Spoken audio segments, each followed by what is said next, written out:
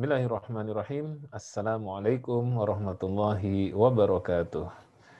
Alhamdulillahilladzi nahmaduhu wa nasta'inuhu wa nastaghfiruh wa na'udzu billahi min syururi anfusina wa min sayyiati a'malina may yahdihillahu fala mudhillalah wa may yudlilhu fala hadiyalah. Wassalatu wassalamu daimaini mutalazimain ala habibina wa qudwatina Muhammadin wa ala alihi wa sahbihi wa man saru ala nahjihi ila yaumiddin amma ba'd. Sahabat Asa TV yang dimuliakan Allah Subhanahu wa taala, alhamdulillah. Sekarang kita masuk ke pembagian transaksi yang batil. Nah, transaksi yang batil ini ada bagian-bagiannya ya sahabat Asa TV yang dimuliakan Allah Subhanahu wa taala. Yang pertama adalah ada batil dari sisi harga. Jadi harganya itu batil. Ya, tidak dengan harga yang sesungguhnya. Nah, jadi ada tipuan di dalam harga. Jadi menipu pembeli dengan harga yang sangat mahal, sementara kualitasnya sangat murahan. Ya, atau bisa jadi dia barang palsu dan lain sebagainya. Ya, mungkin barangnya kalau yang ini tidak palsu, cuma dia naikkan harga sedemikian rupa. Kadang-kadang kita sering mendapatkan ya di pasar-pasar tertentu, ya. Seperti ini pengalaman saya pribadi, saya pernah mau beli sepatu, ya kebetulan karena pengen ada teman yang ngajak untuk jalan-jalan ke daerah pegunungan, ya saya menyesuaikanlah mencari sepatu di salah satu pasar ya, di salah satu pasar yang bukan pasar modern tapi juga bukan pasar tradisional, gitu. Ya pasar penjual penjual serba-serbi dan penjual ada pakaian, ada sepatu. Nah, saya nyari sepatu waktu itu. Nah, ketemulah sepatu yang menurut saya ini cukup bagus nih, gitu. Ya cukup bagus. Saya tanya, Mas, berapa harganya? Gitu. Kemudian dia mengatakan 450.000, gitu. Saya bilang, waduh, Masya Allah. Saya dengar berita di pasar ini katanya pedagangnya nggak terlalu suka ditawar, gitu. Akhirnya saya bilang dulu, Mas, saya lihat-lihat dulu ya. Soalnya budget saya nggak nyampe nih, bahasa saya seperti itu. Terus kata dia, emang budgetnya berapa? Ya, tadi kan dia nawarkan 450 ya, sahabat Asa TV ya. Dan saya bilang, budget saya paling 150 ribuan, Mas, saya bilang begitu. Terus kata dia, ya udah 200 nggak apa-apa. Coba bayangkan, dari 450 ribu, ya, saya bilang saya hanya punya budget 150 ribu, dia menurunkannya jauh sekali, 200 ribu nggak apa-apa. Saya bilang, waduh, masih ketinggian dari budget saya, gitu ya. Akhirnya sampai deal di harga sekitar 160 ribu. Coba sahabat Asa TV yang disayangi Allah. Kalau kita orang yang, saya memang nggak tahu harga juga waktu itu, cuma memang dalam benak saya terlalu mahal sepatu itu. Ya, dan ini juga udah berapa tahun yang lalu, sudah cukup lama ya, sudah cukup lama. Dan waktu itu sepatu di pasar yang saya kunjungi rata-rata harganya nggak sampai segitu tuh, memang mahal sekali ya. Dan akhirnya saya tadi aja cara negosiasinya dengan cara ya budget saya tidak bilang saya nggak punya uang ya, tapi saya hanya bilang budget saya ingin membeli sepatu yang tidak terlalu mahal gitu ya, yang kira-kira 150 sampai 200 ribu. Dari 450 ribu turun ke 160 ribu, itu kan Masya Allah. Coba kalau kita nggak ngerti ataupun kita nggak tahu menahu datang ke situ dengan polos gitu kan, berapa Kang?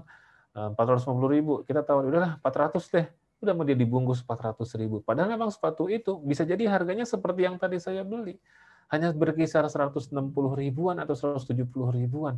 Dan bagaimana bayangan kita seandainya kita sampai ke rumah, kemudian kita bilang ke orang rumah, saya beli sepatu nih bagus, harganya 400 ribu. Ada yang tahu, ya sepatu kayak gini sih, nggak sampai 400 ribu, paling mahal 200 ribu. Kira-kira kalau kita dalam posisi seperti itu, kita kecewa nggak tuh, sahabat Asa TV? Kita pasti kecewa. Kita merasa dizolimi, ya, dan kita merasa ditipu, kita merasa dibohongi lah gitu. Dan kita pasti akan kecewa, akan marah, dan kita mungkin bisa jadi kita akan mendoakan keburukan kepada yang menjual tersebut. Iya kan? Seperti itu kan ya. Nah, oleh karena itu, sahabat Asa TV yang dimuliakan Allah Subhanahu wa taala, ini adalah batil dari sisi harga. Ya, ketika orang menawarkan sesuatu dengan harga yang sangat tinggi, ya sehingga merugikan pihak yang lain. Tapi juga jangan salah, kita juga tidak boleh menawar terlalu rendah, ya. Misalnya nih, gitu ya, ada tukang sayur lewat di depan rumah kita, ya. Nah, bawa sayur, "Bang, bang, sayur bang," gitu kan. Terus kemudian dia berhenti, eh, "Cabai berapa?" "Wah, cabai lagi mahal Bu, lagi mahal Pak, 120.000 sekilo," kan emang lagi mahal. Kemudian kita nawarnya kebangetan. Kan dia bilang 120.000 sekilo, dan emang kita tahu lagi mahal. Kita nawarnya kebangetan. 25.000 ya Bang. Ya Allah, modalnya aja jauh, belum sampai. Kalau kita menawar dengan harga segitu, itu berarti kita juga bisa jadi kita menzolimi, ya. Kita melakukan transaksi yang batil kepada si penjual sayur tersebut. Dia boro-boro, ya, modal 25.000. Mungkin dia belinya juga karena emang harga cabai lagi mahal, mungkin dia juga belinya di luar 100.000 atau 110.000, sehingga keuntungan dia juga tipis, dan dia juga tidak suka dengan adanya harga cabai yang lagi melambung tinggi seperti belakangan seperti ini. Biasanya memang kalau udah mau Ramadan itu harga-harga sudah pada naik, ya. Ini juga nih, ini kayaknya nih ada indikasi transaksi batil nih. Ya, kenapa setiap kali mau Ramadan itu kok harga naik? Betul ada permintaan, ya, permintaannya meningkat gitu. Tetapi memang aneh gitu.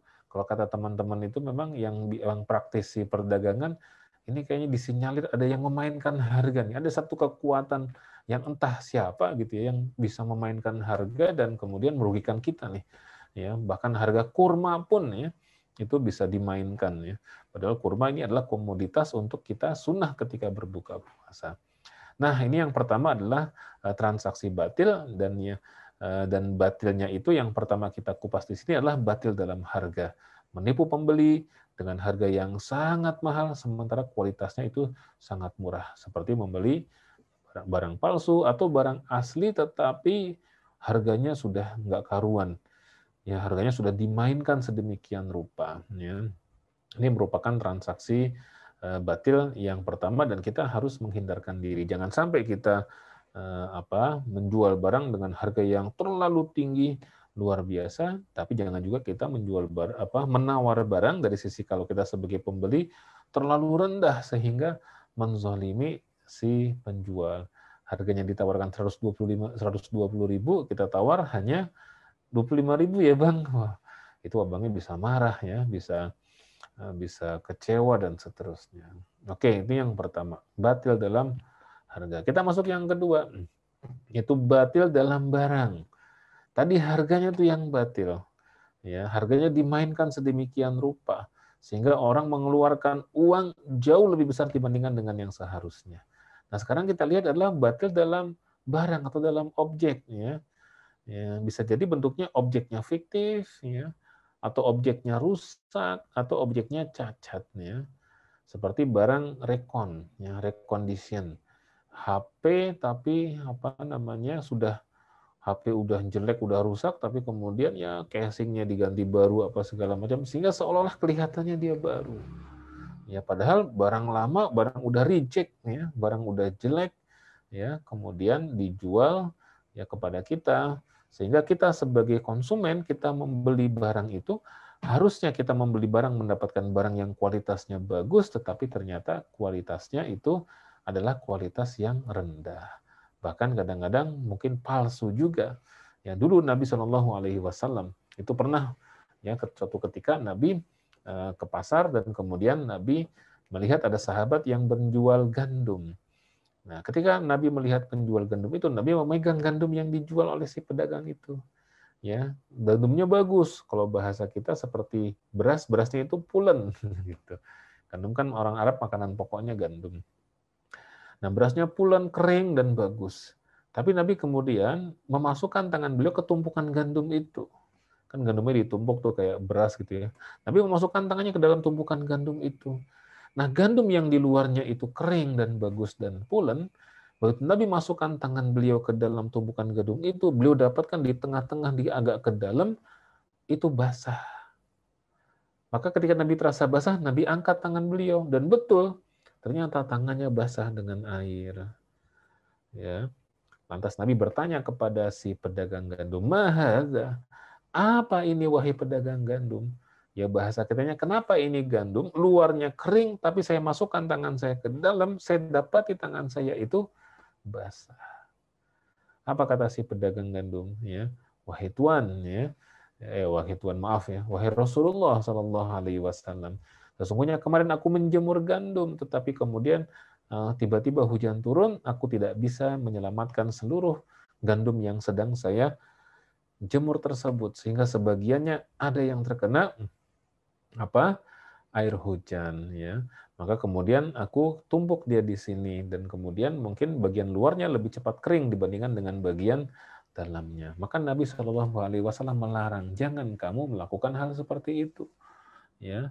Kalau mau dipisah, yang kering sendiri, yang basah sendiri. Kemudian Nabi bersabda dengan sabda yang cukup keras. Apa kata Nabi? Man ghasyana falaisa minna, ya. Man ghasyana, siapa yang berbuat curang di antara kita. Karena menjual gandum luarnya kering, dalamnya basah, itu adalah satu kecurangan. Man ghasyana, siapa yang berbuat curang di antara kita, laisa minna, maka dia bukan termasuk golongan dari kita umat Islam. Ya Allah, mengerikan sekali.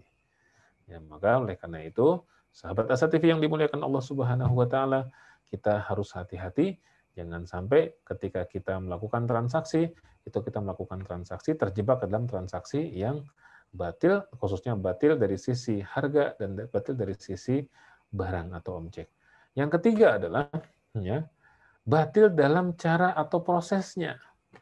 Jadi bukan pada harganya saja, bukan pada barangnya saja, tapi juga ada batil dalam prosesnya. Ya, itu proses mendapatkan keuntungan yang tidak benar, gitu. Ya, seperti misalnya ada ya multi level marketing misalnya, meskipun tidak semua multi level marketing itu salah ya. Nah, tapi kalau sahabat Asa TV yang dimuliakan Allah ingin terlibat dalam bisnis multi level marketing, ya supaya bisa mendapatkan passive income misalnya, ya, maka pastikan bahwa multi level marketing yang kita daftar di dalamnya sebagai member di situ atau sebagai downline di situ, kita pastikan bahwa itu merupakan perusahaan multi level marketing syariah yang sudah mendapat pengesahan dari Dewan Syariah Nasional Majelis Ulama Indonesia, ya. Karena dengan demikian maka insya Allah itu kita akan aman, ya, sudah akan misalnya diteliti oleh Dewan Syariah Nasional Majelis Ulama Indonesia, akan diteliti, disuruh presentasi dan kemudian nanti ditanya dan seterusnya sampai nanti bisa disimpulkan ini perusahaan sesuai dengan syariah atau tidak. Kalau sesuai syariah maka akan diterbitkan rekomendasi, ya, kesesuaian syariah. Kalau belum, ya maka disuruh diperbaiki. Nanti kalau sudah diperbaiki, mungkin beberapa waktu ke depan diminta datang kembali dan mempresentasikan kembali. Atau juga arisan berantai, ya. Itu sebuah pesan berantai yang isinya itu adalah menyuruh kita untuk transfer sejumlah uang tertentu ke rekening tertentu. Tuh. Ya. Nanti alasannya adalah orang yang mengirimi kita broadcast ataupun pesan untuk bertransfer itu, dia mengatakan bahwa ini transfer lagi kepada orang lain, maka nanti Anda akan mendapatkan uang yang jumlahnya cukup besar, gitu. Dan mungkin di antara yang kita kirim ada yang memang transfer, ya, ada yang memang transfer ke kita dan seterusnya, sehingga memang ada uang yang masuk.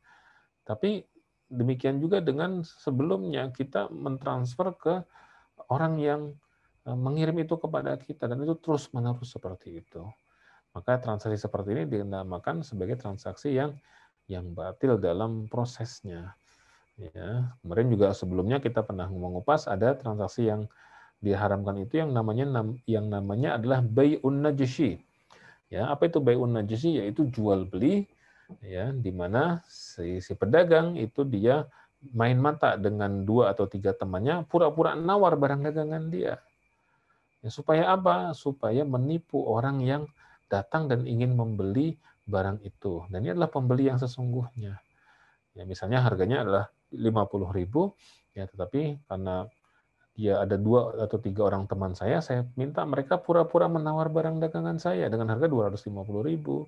Sehingga si pembeli asli ini, mahal ya harganya segitu ya. dia pun ketika menawar pasti tawarannya adalah di seputar itu. Ya, kalau teman kanan kirinya menawar 250.000, mungkin dia hanya akan menawar juga sekitar harga segitu.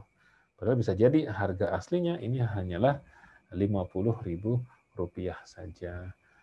Ya, dan yang keempat yang kita kupas sekarang adalah batil karena bisa menimbulkan mudorot. Ya. Nah, apa yang dimaksud dengan batil karena bisa menimbulkan mudorot? Yaitu melakukan transaksi atau jual beli yang di dalamnya atau objek yang ditransaksikan itu sangat-sangat mungkin menimbulkan mudorot. Seperti jual beli barang yang membahayakan, ya. Jual beli bahan-bahan kimia yang digunakan untuk meledakkan sesuatu yang yang besar gitu, ya. Atau jual beli, nah nih udah menjelang Ramadan biasanya nih mulai banyak yang jual beli petasan gitu ya. Walaupun memang belum tentu semua jenis petasan itu kemudian batil ya, belum tentu juga. Yang petasan-petasan mungkin kembang api yang tidak membawa mudorot ya, ya mungkin sebagian membolehkan. Tapi petasan-petasan tertentu yang daya ledaknya itu tinggi, sering mengagetkan orang, bahkan berpotensi dan sering ya menimbulkan kebakaran. Bahkan ada juga yang kemudian tempat untuk menyimpannya itu meledak ya. Masya Allah, karena itu apa namanya petasan ya, itu mudah terpentik dengan api, mungkin ada yang membuang puntung rokok atau mungkin panas dan lain sebagainya sehingga terbakar dan kemudian meledak dan menimbulkan korban yang cukup cukup banyak. Nah, segala macam bentuk barang ya yang dia menimbulkan mudorot ya, maka itu haram untuk ditransaksikan, haram untuk diperjualbelikan ya. Seperti tadi senjata, apalagi jual beli senjata di tengah-tengah orang yang konflik ya. Itu adalah larangannya. Larangan untuk memperjualbelikan senjata di area konflik. Kenapa? Jadi misalnya nih gitu ya, ada dua kampung yang mereka dua kampung ini saling berseberangan dibatasin oleh satu jalan raya ya. Dibatasi oleh jalan raya. Nah, kampung ini dari dulu sering berantem, sering tawuran. Pada saat lagi musim tawuran, kita jualan golok, jualan pisau, jualan panah di daerah itu. Padahal mereka lagi konflik, mereka lagi berantem, mereka lagi bertengkar. Ini artinya sama dengan kita menghembus-hembuskan, meniup-niup api yang bara yang sedang menyala. Ya, semakin membesarlah dia. Mungkin barang dagangan kita laku, iya. Barang dagangan kita laris, betul. Barang dagangan kita kemudian habis terjual, leres gitu. Tetapi dengan kita melakukan transaksi jual beli di situ, sahabat Asa TV yang dimuliakan Allah, itu berarti kita turut menghembuskan permusuhan di antara mereka. Ya, kita mungkin dapat duit, tapi duit kita tidak halal, ya. Duit kita tidak berkah. Duit kita itu kita menjual sesuatu ya dengan dasar apa? Dengan dasar kita mengadu domba antara sesama saudara kita umat Islam, dan itu dilarang oleh Nabi Shallallahu Alaihi Wasallam. Maka oleh karena itu transaksi yang seperti ini harus kita hindarkan. Jangan ya menjual, ya bukan hanya menjual barang-barang seperti itu, tapi juga seperti jasa gitu. Ya, kan kadang-kadang juga ada tuh yang jualan yang rokok tanpa api itu vape atau apa gitu ya namanya ya, dan akhirnya digandrungin oleh anak-anak SMP SMA kita gitu, bahkan SD pun akhirnya menggunakan itu, dan itu kan menimbulkan mudorot juga. Melatih minimal itu bisa membiasakan anak-anak itu untuk kemudian dekat dengan rokok dan lain sebagainya. Kalau sudah dekat dengan rokok itu biasanya nanti ujung-ujungnya adalah menjadi pintu masuk ya, mengenal narkoba, naudzubillah, mengenal minuman keras. Nah, ini juga nih ya, termasuk transaksi batil itu adalah memperjualbelikan minuman keras. Ya, karena itu menimbulkan mudorot ya. Ya, penegak hukum saja ketika dia sedang mabuk gitu, dia bisa menembak ya 2 orang, 3 orang ya, dan sampai meninggal dunia. Ya, kan di zaman dahulu juga pernah dikisahkan oleh Nabi tuh bukan dikisahkan oleh oleh Nabi dari Utsman bin Affan itu dikisahkan dulu zaman sebelum kalian ya itu ada seorang abid ya, seorang hamba yang soleh, yang ahli ibadah luar biasa. Nah, kemudian dia didatangi oleh seorang wanita.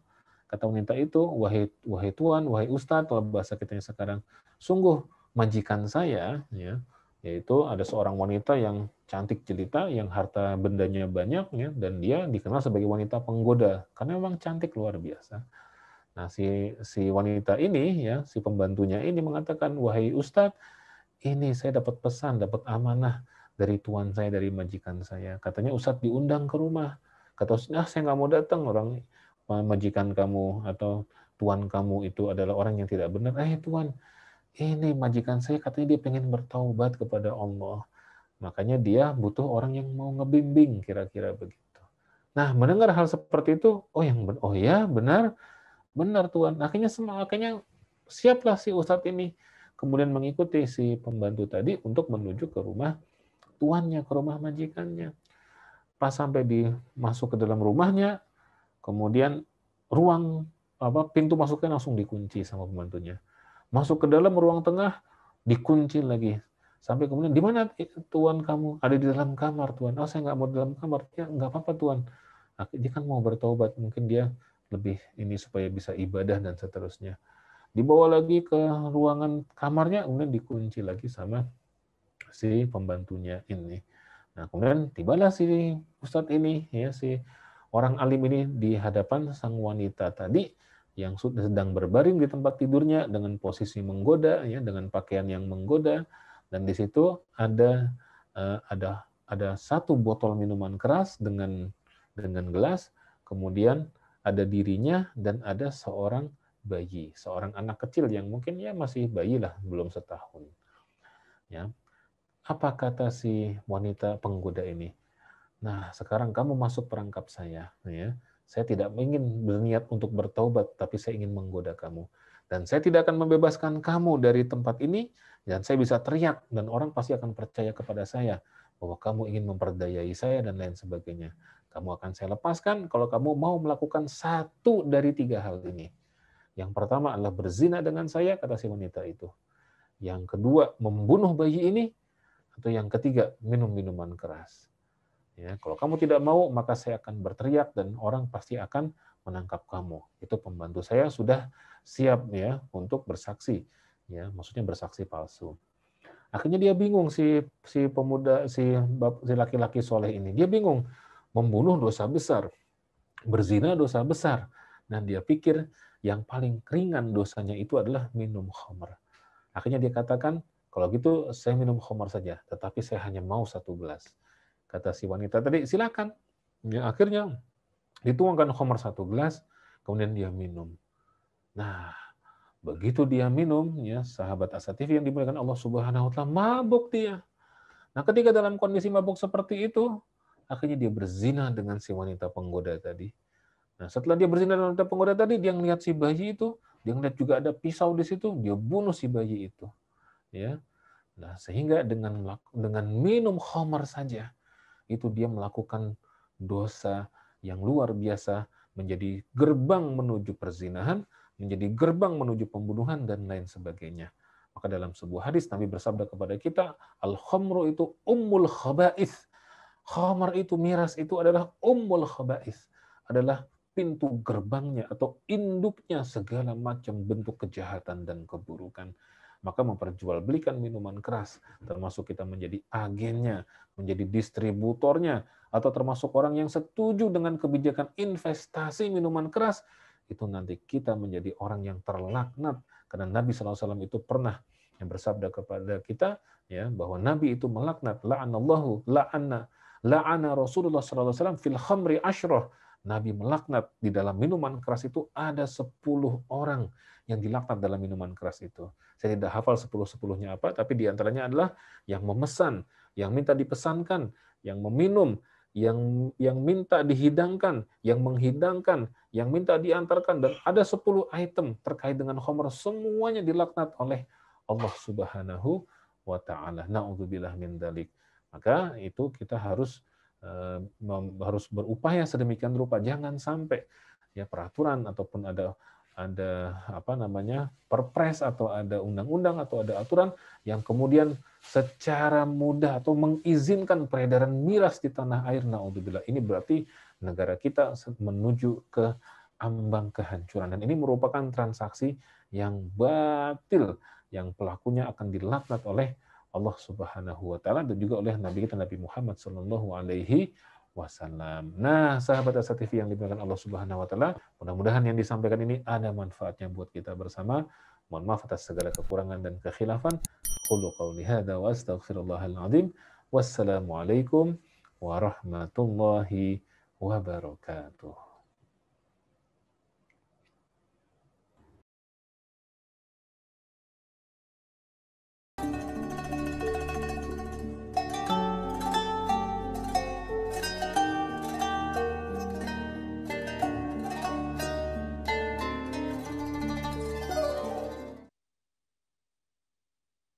Bismillahirrahmanirrahim. Assalamualaikum warahmatullahi wabarakatuh. Sahabat Asa TV yang dimuliakan Allah Subhanahu wa taala, kembali kita berjumpa, bertemu di momen-momen terindah dan terbaik, yaitu Ramadan. Kesempatan kali ini saya memberikan tema pertemuan kita ini adalah bahagia kepadanya. Kalau bahasa Anda sekarang, aku padamu. Aku padamu. Bahagiaku padanya. Apa maksudnya? Sahabat Asa TV yang dimuliakan Allah. Mari coba kita menjawab satu pertanyaan. Seberapa banyak orang sering bicarakan Syahrul Ramadan,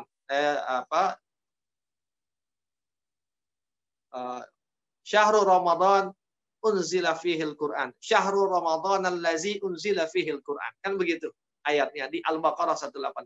Syahrul Ramadan allazi unzila fihil Quran. Bulan Ramadan adalah bulan diturunkannya Al-Quran. Lalu kemudian kita juga sering mendengar bahwa Ramadan saatnya kita mengkhatamkan Quran. Saatnya kita banyak berinteraksi dengan Quran. Namun kemudian timbul pertanyaan, seberapa banyak kita harus baca Al-Quran? Seberapa banyak kita harus baca Al-Quran? 1 juz sehari kah? 2 juz sehari kah? Atau batasan-batasan yang dia terbatas oleh angka-angka tadi? 1, 2, 3, 5, 10 juz. Sahabat Asa TV yang dimuliakan Allah Subhanahu wa taala, ketika kita bicara tentang bagaimana atau seberapa banyak kita harus membaca Al-Quran, maka jawabannya adalah sebanyak kebahagiaan yang ingin kita dapatkan. Berapa banyak kebahagiaan yang ingin kita dapatkan, maka sebanyak itulah Quran harus kita baca. Quran harus kita bergaul dengannya. Kita berinteraksi dengan. Jadi bukan angka yang membatasi interaksi kita dengan Al-Quran, tapi kebahagiaan yang kita inginkan. Itulah yang menjadi batasannya. Dan tidak ada kebahagiaan yang berbatas. Semua orang ketika bicara kebahagiaan, dia tidak ingin kebahagiaan yang berakhir. Maka, adakah di antara kita yang tidak ingin bahagia? Pastinya tidak ada. Semua manusia ingin bahagia. Bahkan ingin bahagia selamanya. Sepanjang hidupnya. Namun, saat ditanya bagaimana caranya, atau apa yang akan membuat dia bahagia, maka mungkin sebagian besar orang akan menyebutkan semua hal yang bersifat kebendaan. Ya. Saya bahagia kalau kaya, saya bahagia kalau punya rumah mewah, saya bahagia kalau punya istri atau suami yang baik, saya bahagia kalau punya anak, saya bahagia. Semua kebendaan, semua keduniaan, semua kemakhlukan. Semua sifatnya material. Sahabat Asa TV yang dimuliakan Allah SWT. Apapun yang menyebabkan kebahagiaan sangat ditentukan dari definisi kita tentang bahagia itu. Jika bahagia itu ada di mata kita, maka apapun yang menyenangkan mata kita, apapun yang senang kita lihat, maka itu akan membuat kita bahagia. Jika bahagia itu ada di telinga, maka apapun yang bisa menghibur dan memanjakan telinga kita, itu akan membuat kita bahagia. Tapi jika bahagia itu ada di hati, ada di jiwa, maka semua yang bisa menyenangkan hati dan jiwa, menenangkan hati dan jiwa, menenteramkan hati dan jiwa, mendamaikan hati dan jiwa, menyejukkan hati dan jiwa, maka itulah kebahagiaan hakiki. Itulah kebahagiaan sebenar. Allah mengatakan dalam surat Ar-Ra'du ayat ke-28, Allazina amanu wa tatma'innu qulubuhum li dzikrillah. Allazina amanu wa tatma'innu qulubukum mohon maaf. Wallazina amanu wa tatma'innu qulubuhum bi dzikrillah. Ala bi dzikrillah tatma'innul qulub. Orang-orang yang beriman adalah orang yang hati mereka menjadi tentram dengan mengingat Allah. Dan ingatlah, hanya dengan mengingati Allah, hati kita menjadi tentram. Menjadi itmi'nan. Sahabat Asa TV yang dimuliakan Allah, ketentraman hati bagi yang beriman adalah saat Allah selalu di dalam ingatannya. Dan tentram itu menjadi sebab sekaligus menjadi buah dari kebahagiaan. Jadi ketentraman dia menjadi sebab kebahagiaannya, tapi sekaligus buah dari kebahagiaannya. Dengan sebab ketentraman, karena sebab tentram hatinya, maka kebahagiaan itu datang kepadanya. Dan karena dia sudah bahagia, karena kebahagiaan yang sudah dia miliki itu, maka ketentramannya pun akan bertambah selain dari ketentraman yang sudah dia miliki sebelumnya. Jadi ketentraman hati menjadi penyebab datangnya kebahagiaan, dan ketika kebahagiaan itu datang, menjadi penyebab bertambahnya ketentraman. Sahabat Asa TV yang dimuliakan Allah, Al-Quran adalah sarana kita untuk mengingat Allah. Sebab Al-Quran adalah kalamullah, perkataan Allah. Melantunkan Al-Quran berarti kita sedang melantunkan perkataan Allah. Bahkan ketika kita melantunkan Al-Quran, seakan-akan kita sedang berbincang dengan Allah Subhanahu wa Ta'ala. Ingat dan interaksi pada yang dicintai, mengingat dan berinteraksi dengan yang dicintai, maka akan menenteramkan hati dan jiwa. Itulah bahagia yang sejati dan hakiki. Maka ketika kita mengingat dan kemudian kita berinteraksi dengan yang kita cintai, maka itulah menyebabkan kebahagiaan bagi kita. Dan jika yang kita cintai itu adalah Allah, maka mengingat dan berinteraksi dengan Allah akan membahagiakan kita. Dan mengingat serta mencintai Allah, berinteraksi dengan Allah adalah dengan cara berinteraksi dengan Al-Quran. Karena berinteraksi dengan Al-Quran berarti kita sedang mengingat Allah, sedang zikrullah, dan sedang berinteraksi dengan Allah Subhanahu wa Ta'ala. Kebahagiaan tak akan membosankan. Bahkan kebahagiaan itu akan membuka limitasi atau membuka batasan-batasan kepuasan sampai pada titik tak hingga. Tapi tentu rasa itu tak akan pernah ada. Rasa kepuasan itu tak akan pernah ada jika kesucian dan kebersihan hati tidak kunjung nyata. Sebab saat hati itu suci dan bersih, ketika hati itu suci dan bersih, maka luasnya tak bertepi dan volume atau isinya tak bertakar. Itulah dahsyatnya hati. Maka orang yang membersihkan dan menyucikan hatinya, maka dia tidak akan punya batasan kepuasan saat berinteraksi dan mengingat yang dicintainya. maka dengan sendirinya kebahagiaannya pun tak akan berbatas. Mungkin itulah di antara makna perkataan salah seorang sahabat sekaligus menantu Rasulullah sallallahu alaihi wasallam, Utsman bin Affan, ketika dia mengatakan, "Lau tahurat qulubukum ma syabi'tum min kalami rabbikum." Lau tahurat qulubukum, seandainya hati kalian bersih, seandainya hati kalian suci, ma syabi'tum min kalami rabbikum, maka kalian tidak akan pernah merasa bosan, tidak akan pernah merasa cukup dari membaca dan berinteraksi dengan firman Allah Subhanahu wa taala, yaitu Al-Qur'an. Kebersihan hati menghilangkan batasan-batasan kepuasan sehingga hilanglah kebosanan. Dan ketika hilang kebosanan, maka kita akan berlama-lama dengan Al-Quran. Tidak akan pernah bosan dengan Al-Quran. Kenapa? Karena kita tidak menginginkan kebahagiaan kita lenyap dan hilang. Sahabat Asa TV, mari kita bertanya. Bertanya kepada hati kita. Sudahkah hati ini bersih dan dibersihkan? Dan berinteraksi dengan Al-Quran juga menjadi sarana untuk membersihkan hati. Ketika dibersihkan, maka semakin nagih, semakin kepingin kita berinteraksi lebih lama dengan Al-Quran. Semakin lama kepuasan semakin bertambah tanpa batasan, dan kebahagiaan pun semakin bertambah.